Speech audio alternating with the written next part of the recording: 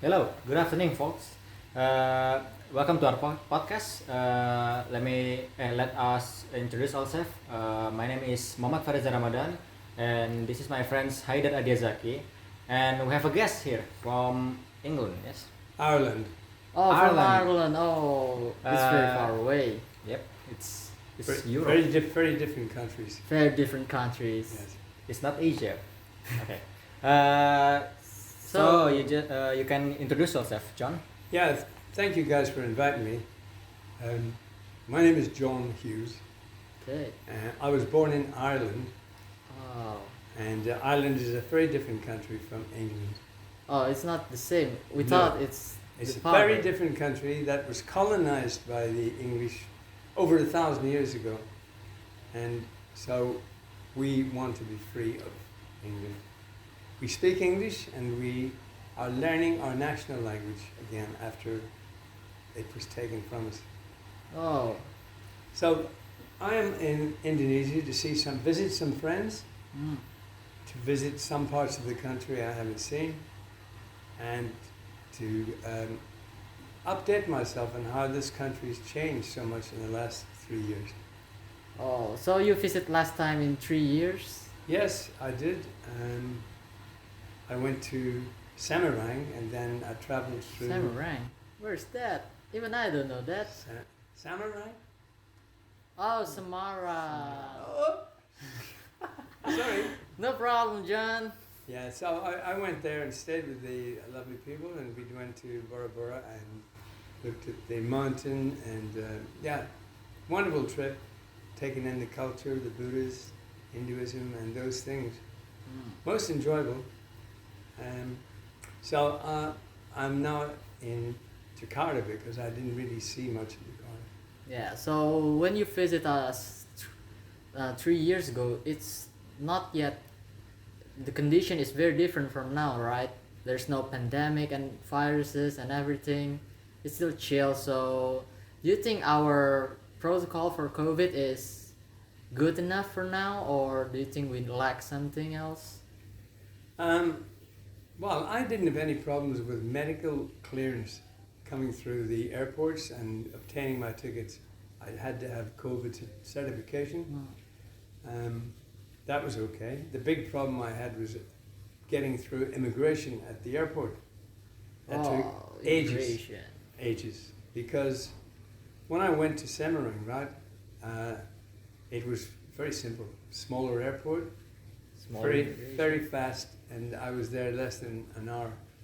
I was 3 hours in Jakarta trying to It's get very out. long. So I hope they improve that. That's one note for our president, I think. It's important because I think they were reorganizing the departments. And so for anybody who's coming into the country, I would think it'd be a good idea if they knew what to do when they arrive at the airport, disregarding the language. Some simple instructions saying go to A, B, C, and pay your money and leave.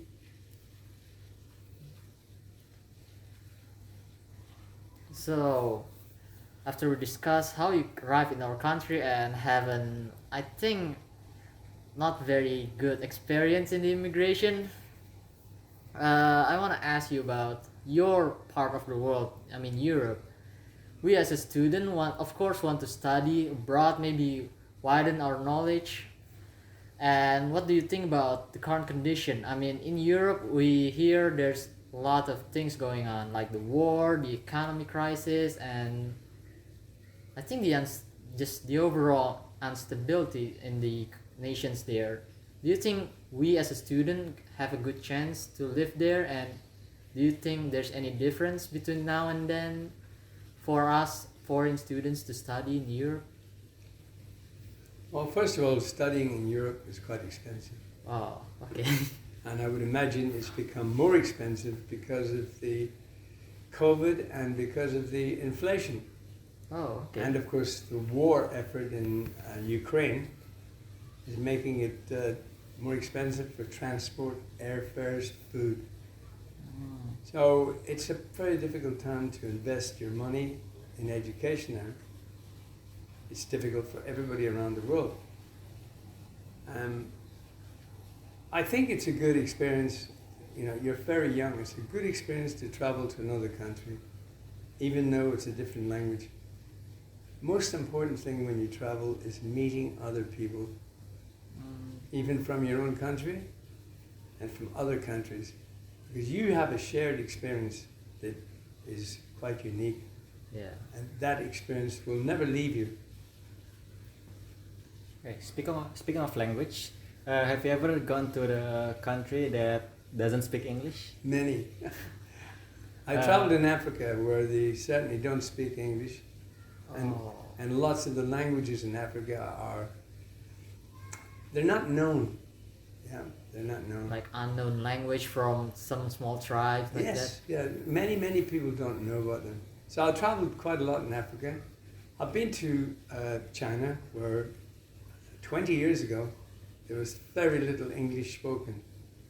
that. Very little. Yeah, I went out in Shanghai to go buy some film, and I had a big job finding my hotel on the way back because the road signs and also there was very few people, even the policemen, who could tell me where I have to go.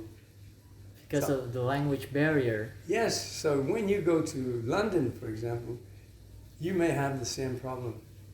You want to find that street. Yeah. Always carry some idea, some address with you. And if you have a translator, great. Yeah, now we live in the age where internet is everywhere, and I hope we don't need to get lost first to gain experience for being lost in a foreign country. And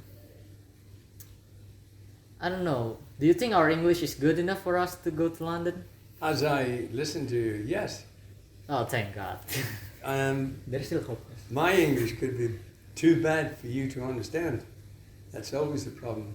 Yeah, the problem is always the language where you go. Yes. And also you will discover many different accents of English. Yes. Like yours. Mine is Irish. You could meet a very proper Englishman. Hello, old boy. And I don't understand what to say. Even different accent can be a barrier. Yeah, can. Different accents can describe what class a person is from. I don't know if that exists in this country. Oh, okay. Can you tell which part of the Indonesia someone is from by their accent?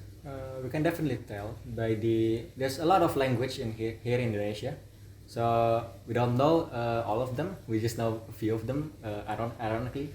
So it's not really a language barrier because most of us can speak Indonesia. But if we meet someone who very know little about Indonesia, so we struggle ourselves to actually understand them. You Yeah. do? Yeah, so they like using their original or in like their tribes from the language from the tribes, and they try to combine it with Indonesian. So sometimes it makes sense, but sometimes most of the times it's not.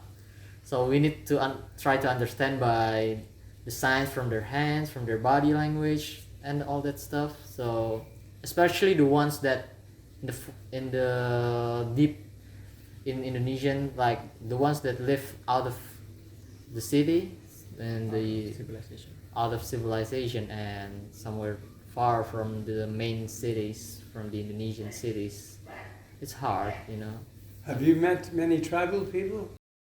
I mean, sometimes I myself never, because I only go traveling in Indonesia in the cities mostly. How about you? I personally have, but they fortunately can speak Indonesia, so I don't have a hard time to understand them. But I have met some of them, but I don't speak to them, so I just keep my distance, so I don't get into unnecessary trouble. Because it's hard to get out of situation if you don't know what are they saying. It's hard to get help too. Are you scared of them? Yes, because some of them live deep in the forest and out of civilization. So I don't know what they used to. Maybe they're I must say wild. So sorry for the language. Uh, so getting into trouble is not very pleasant. And so, have you traveled inland deep into the center of the country? I have, but we have a guide, thankfully.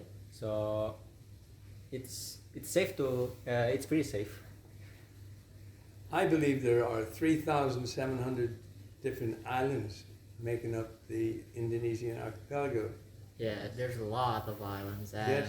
most, even though we have a lot of islands, like I think 60% of our entire population live in Java. Java, Yeah, that's amazing. so a lot of people in a small island. And have you got an ambition to travel around Indonesia? I myself, I think I never go outside of Java. Maybe Bali. Yeah, I have go to Bali, but not outside of Java myself. I mean, you have traveled a lot in Indonesia, and I myself only in Java, so it's ironic, really. No, no. I mean, you're very young. You've got a long, long time to go. I'm going to be 90 years of age. No, I'm not. I'm going to be 80 years of age next year. Well, next year. So my traveling is coming down, and your traveling is expanding.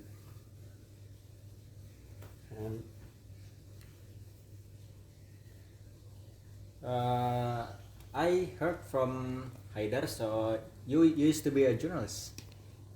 Yes, I was a journalist for a small newspaper, and I wasn't I didn't start as a journalist. I started as a circulation manager.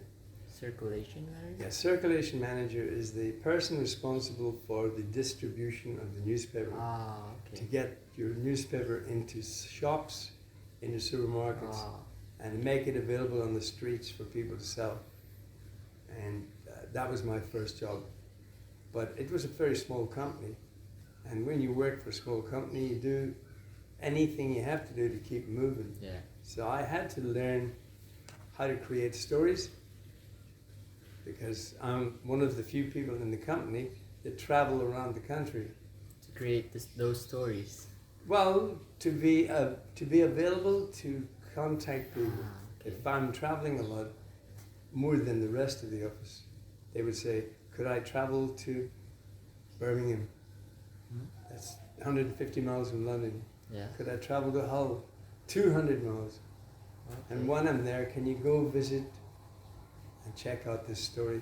Mm. So I learned to do this right, basically through a small course, Teach Yourself Journalism, and it was based on principles: who does what, where, when, how, and why. Ah, okay, the basic questions. Thank you. And I never forgot that. So if you're writing a story, you must always try and get most of those points. So yeah, I did that, and I worked journalism. The most probably difficult parts of journalism were the riots in London, the anti-American riots, the anti-Vietnam Riots? All right. Yeah, riots, R-I-O-T-S, yeah. Yeah. I was against the war in Vietnam. And most young guys of my age were the same. Americans bombing and blowing up Vietnamese people. I still don't agree with that. And so we would protest against the Americans and against the anybody else. Who support the war? Yeah, support the war. And that sometimes was frightening, because the police in London ride horses Oh. and they carry big sticks. Yeah. Really. And when you're standing there saying, no Vietnam War, they come along and go, wham. It's very hard. When the Vietnam War happened, you're young. Yeah, yeah. It's see. You weren't even born yet. Yeah. I know Our you parents weren't even born. born yet. Yes. No, I know, but I recently went to Vietnam 2 weeks ago, and I visited the north of Vietnam, and I also visited the Mekong Delta and the tunnels where the Vietnamese went underground when the napalm bomb was happening. Yeah. Very, very sad. And the War Museum in Ho Chi Minh is quite frightening. And if you ever get a chance, go, because it'll teach you about war that you don't want to know. What America did to Vietnam was unforgivable.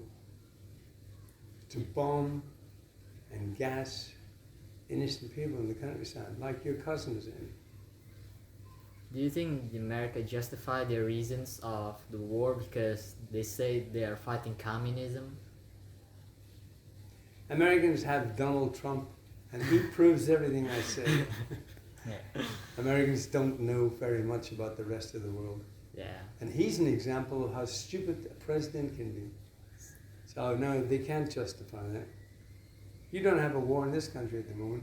Yeah. I At mean, the moment, at the yes. moment, I think there's no major war. I mean, we heard from the newspapers, news outlets, news on TVs and stuff that there is some small skirmishes between our army and the Papua Liberation Army. Do you Yes. know? Like, they want to liberate from Indonesia, but currently, because the main Papua government and I think most of the people in Papua is actually wanting themselves to be in part of Indonesia. There's only a small group that want to liberate themselves from Indonesia, and they're having small skirmish between themselves and our army, and sometimes it costs lives of the civilians and the ones that actually just there to live their Yeah. lives, and it's pretty sad. Well, I hope that resolves itself. So, what did you guys? I told you about the newspaper. The other thing I did do actually, newspapers are collecting stories and photographs and telling stories. Yeah. And I then decided I was going to create some books on travel. Our dead person, the the body is kept in the home, Kalimantan, and islands, parts of the country where Okay. they will have the corpse in the house for maybe 12 months until the right time is arrived at. I haven't seen that, but I've just read about it. And also people who have been buried being removed from the grave to be cremated. So there are lots of very interesting cultural differences in your country. I mean, I myself, some of the things you mentioned I never knew, so that's news to me, even it's from my own country, so. Well, I'm going to write a book about it. Oh, you're going to write a book? I'll write a little book about it because it's amazing. I'm going to come back and do a bit more research. But yeah, I mean, it's nothing wrong. It's just different culture. India have many different cultures when people pass away. In Afghanistan was very strange because in the mountains, Yeah. people are isolated, miles from anywhere, and sometimes there's no roads, but they live in small communities, and some of the religions they have are a little strange to Europeans, maybe a little strange to everyone. Yeah. The one that really scared me most was when I saw young people, and these were Muslims, Mm? well maybe they weren't Muslims, forgive me Muslims, but they were young people going into a trance. You know what a trance is? Sorry, It's English for trance, trance. It means going into a trance. Okay. What is- When they're praying, Yeah. yeah, these tribal people, right, are mountainous. They come from Kurds and around that area, Mm. and they pray and they have celebrations, and they have a pretty strange procedure. The men have long hair, and they had this, when they're praying, they're always moving all the time, and then sometimes violently moving the head so that the hair goes back. You do this for hours until they become almost hypnotized, fixed. Ah, okay. That's a trance. Oh. You know, you look in their eyes, they're not wild, but they're somewhere else. Yeah. They're not yeah. with you. Okay. But that was the easy bit. But when they started to put nails into their heads, Nails. a nail, no, which you they stuck there inside. in the head, and a wood chisel, Yeah. Oh, yeah, she's and boom, boom, boom, knock it into his head. I'm going, I don't believe this. No blood, no sign of blood, no pain, no screaming. He nipped my finger in the door, I go, ah! So that was very strange to see that. And then these guys chew glass, nibble at a glass, eat it. But I also saw that in Bali, one of the rituals. Really? Yes, when the people from the country villages come up to town to demonstrate their culture, one of I the think I saw it. effects was eating birds, little birds, Yeah. eat their head up, yeah, Yeah. and then eat the glass. I'm thinking. So, there's many strange things in the world.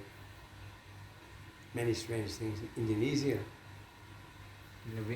That even we don't know, but Yeah, of course, but that's why you will go and discover. And it would be better if you guys went and made a documentary about bizarre things and rituals. Not let the white man come and do it. You go and you talk to the people, and like you're doing now. Go to the village, speak to the, I don't know, speak to the witch doctor or speak to the spiritual guide and collect the stories. I hope we got a chance in the future, but it's usually the white men that find those things interesting. I mean, it's pretty ironic, really.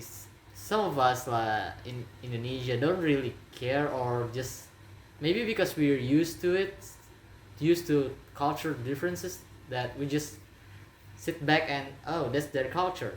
Okay, and when the white men come and they will say, oh my god, what is that? Like, they're very shocked. And yeah. Yeah, that's true. I mean, probably a lot of local people don't even think about it. We don't have too many strange or difficult things in Europe anymore. Anymore. There used to be when there was witchcraft. It's a very long time ago. Yeah, but still witchcraft Yeah, okay. existed. Never disappears. Murder doesn't disappear. The bad things don't disappear. They only happen now and again. it only toned down.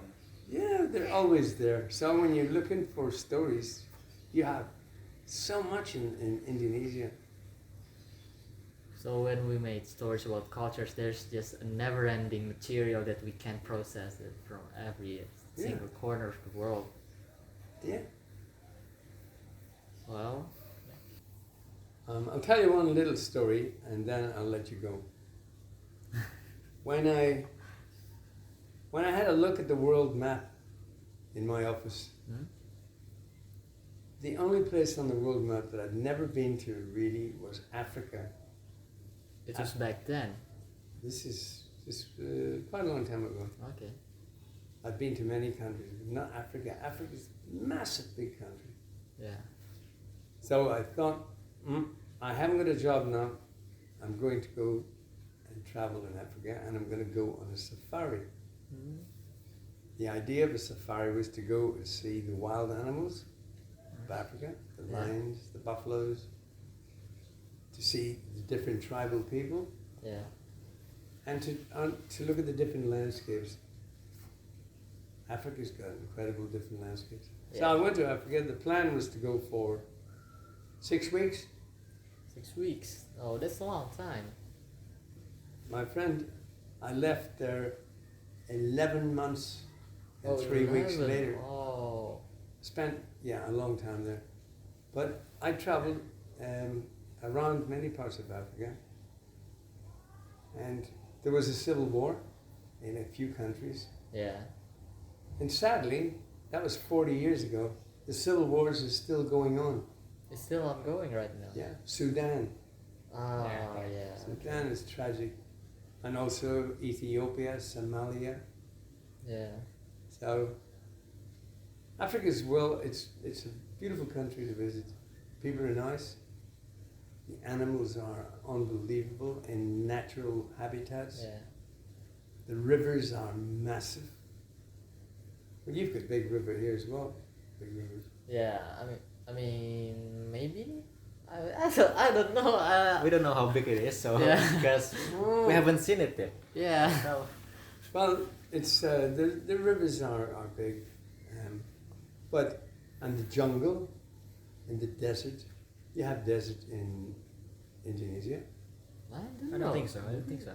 I think we mostly have rainforests, like the ones in Brazil, maybe. Yeah, Massive rainforests and mangrove forests. you're gonna have a lot of fun checking up on the geography, right? Yeah. Of Indonesia. When we travel. But that's fine. When I went on this journey, I had no idea. I thought I'm going to see tigers and elephants and lions. You have to drive a long way to find an elephant and a tiger. They're in the bush, in the jungles. They don't come out to say hello to Mr. Whiteman. I mean, the ones that we saw in National Geographic Wild, they just they walk. Yeah. They walk around, and I mean the cameraman is just he waits for a long time, but always got a perfect picture of them, like they're playing in water or something. That's correct. And they know where to go. They know when the lions feed. Yeah. They know when they kill. And now that's you learn that a lot. You learn that when you start to do your interviews and stuff. A lot of stuff you see in the movies right now is not real. It's 4 camera, 2 For camera. camera. Yeah, just you're a cameraman and you've got your crew there, and you're in Kenya, and you want the Masai Mara warriors to dance. They're not going to dance unless you pay them. So now everything is business for the cameras and entertainment. So I'm no sorry to say, I'm a cynic. Yes, these people have to eat. Yeah, I mean, yeah. They don't be stand fair, around yes. dancing for a white man. To be fair, yes. I mean, if it brings a lot of money, I mean, why not? But It doesn't bring a lot of money, but it does. They live in the wilderness. They live so far from. There's no jobs. There's no work. No industry. They need to do something, and so it's a very tough life for those people.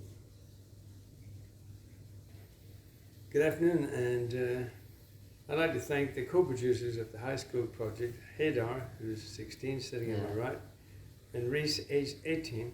Yes. In this series, Man for Jakarta. Thank you guys for taking the time to interview me. I hope that you find it useful, and if you need to throw it all out, don't tell me. we hope we don't need to throw it out all, John. Yeah, we certainly don't. I mean, And thank you for accepting our request, our abrupt request. Thank you, John, for answering our question with a beautiful story and engaging one. So, thank you for your time you spend with us and sharing your stories and everything. I hope you have a good day today. You have a good night. You have a good stay here in Indonesia. And that's all for our podcast now.